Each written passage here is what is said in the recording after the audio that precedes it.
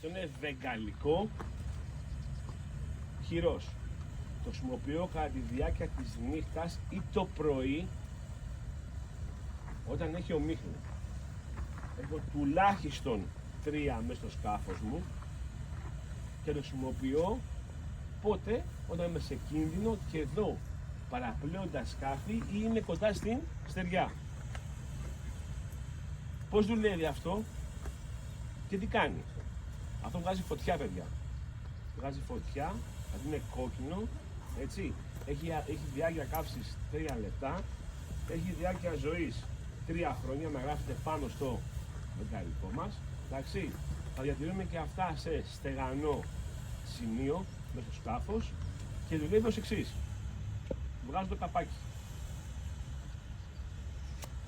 Βγάζω το άλλο καπάκι. Το βγάζω, το κρατάω χαμηλά, ενώ χαμηλά, όχι εδώ ψηλά, χαμηλά εδώ, και κοιτάξτε το σκάφος μου από την υπήνεμη μεριά. Ποια είναι η υπήνεμη μεριά τώρα? Όπου βλέπετε από τον καπνό είναι εκεί. Αλλά εγώ θα έρθω εδώ, θα το βγάλω έξω το σκάφος μου, θα πάω με αυτό εδώ και θα αρχίσω.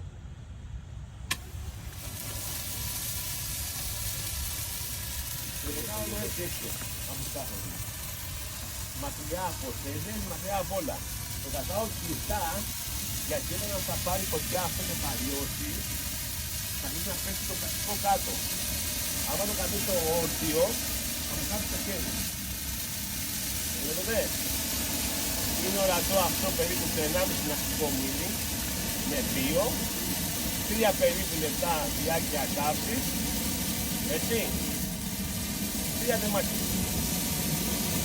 Βεγγαλικό χειρός, είναι για τη νύχτα. Αυτά εδώ τα 2 που βλέπατε είναι υποχρεωτικά. Οκ, κάτω.